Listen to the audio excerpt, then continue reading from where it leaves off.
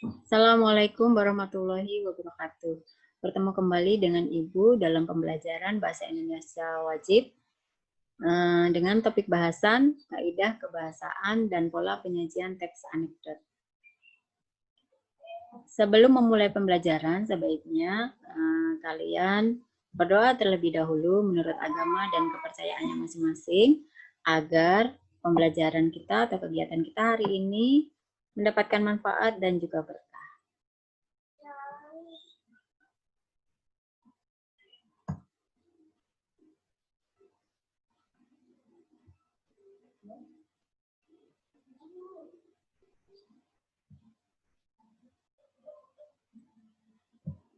Teks anekdot.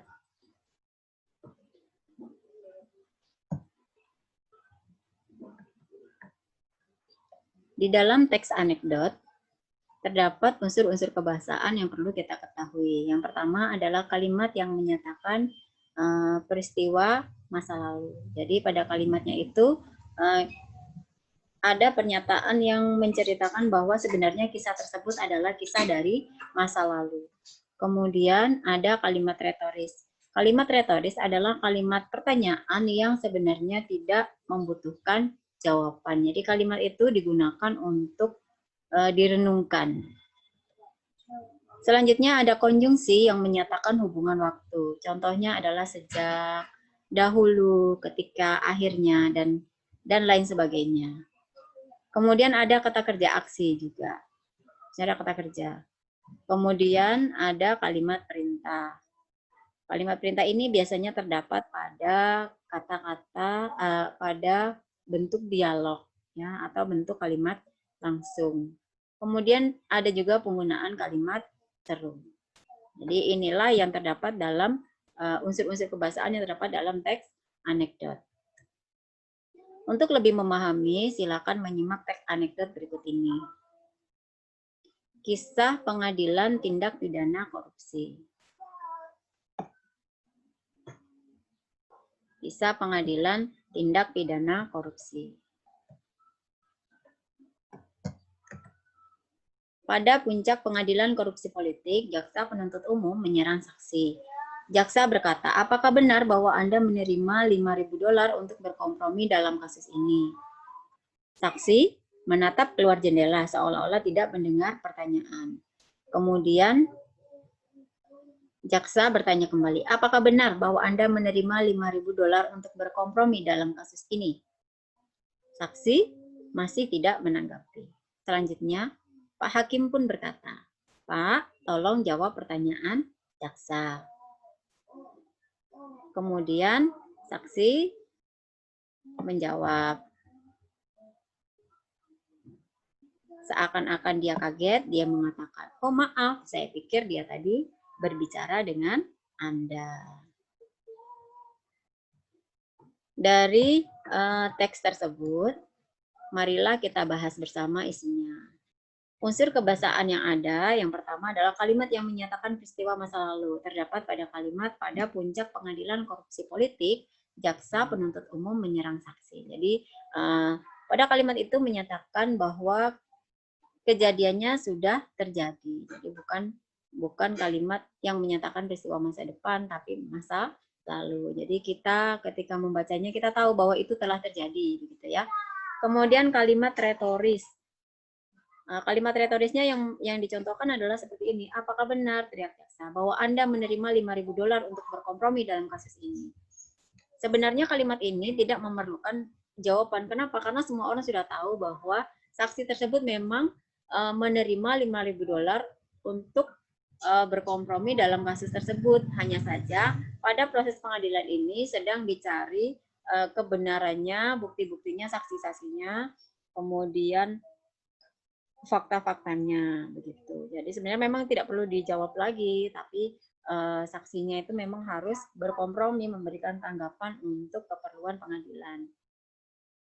Kemudian yang ketiga, penggunaan konjungsi yang menyatakan hubungan waktu.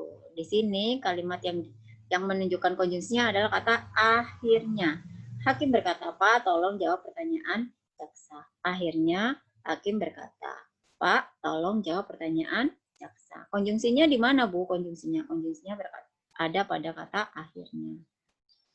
Unsur yang keempat, penggunaan kata kerja aksi. Jadi, saksi menatap keluar jendela seolah-olah tidak mendengar pertanyaan. Jadi, kata kerjanya itu menunjukkan kelakuannya atau sikapnya. Saksi menatap keluar jendela. Menatap, ya. Kata kerja aksinya yaitu menatap. Selanjutnya, menggunakan kalimat perintah. Pak Hakim berkata, Pak, tolong jawab pertanyaan. Jaksa ini adalah kata perintah. Dan yang terakhir, menggunakan kalimat seru. Saksi berkata, oh maaf. Oh maaf, itu adalah kalimat seru. Kalimat yang menyatakan sesuatu. Keheranan, kebingungan, kekaguman. Seperti itu ya. Baik.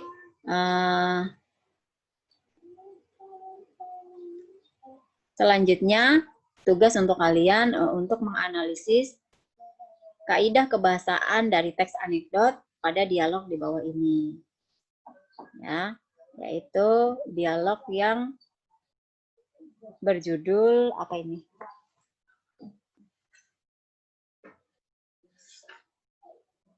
Aksi maling tertangkap CCTV. Nah, tugas ini sudah Ibu cantumkan di KJR. Silakan kalian mengerjakan. Bagaimana cara mengerjakannya? Cara mengerjakannya seperti yang sudah Ibu contohkan tadi ya, yaitu dengan cara membuat tabel. Bisa juga tidak tabel, yang penting rata ya. Di sini ada unsur kebahasaan, misalkan kalimat yang menyatakan peristiwa masa lalu. Dari dialog tersebut, yang manakah bagian yang menyatakan kalimat yang menyatakan peristiwa masa lalu ya. Kemudian menggunakan kata kerja aksi. Di mana kata kerja aksinya?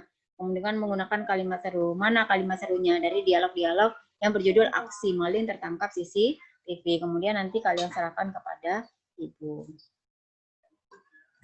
Selanjutnya kita membahas pola penyajian teks anekdot. Pola penyajian dalam teks anekdot dapat disajikan dalam bentuk dialog maupun narasi. Ciri-ciri dialog menggunakan kalimat langsung. Kalimat langsung itu ciri-cirinya bagaimana? Yaitu kalimat langsung diawali dan diakhiri dengan tanda petik. Ini namanya tanda petik ya, titik 2 nih. Ini kalimatnya, yang titik-titik ini kalimatnya, kemudian diakhiri dengan tanda petik juga. Selanjutnya huruf awal setelah tanda petik ditulis dengan huruf kapital. Jadi setelah tanda petik di sini, huruf awalnya seperti kita menulis di huruf awalan, yaitu huruf kapital. Kemudian di antara pembicara dan apa yang dikatakannya dipisahkan dengan tanda titik 2. Ciri-ciri narasi. Narasi berbentuk pengembangan paragraf. Contohnya ada pada teks yang ada di layar ini ya, yang dalam berbentuk dialog. Jadi antara pembicara dengan apa yang dikatakannya dipisahkan dengan titik 2. Ini titik 2-nya. Kemudian ada tanda petik pada kalimatnya. Ini tanda petik ya, ini tanda petik. Kemudian ini juga tanda petik. Kemudian huruf awal setelah tanda petik adalah huruf kapital. Jadi hurufnya ini menggunakan huruf besar. Selanjutnya dalam bentuk narasi, ini adalah bentuk narasi, artinya ciri-cirinya dia berbentuk paragraf yang menceritakan secara runut. Nah, ini adalah bagian dari pola-pola penyajian teks anekdot. Selanjutnya, Ibu kira Ibu cukupkan sekian penjelasan dari Ibu. Terima kasih. Sampai jumpa. Silakan dikerjakan tugasnya. Assalamualaikum warahmatullahi wabarakatuh.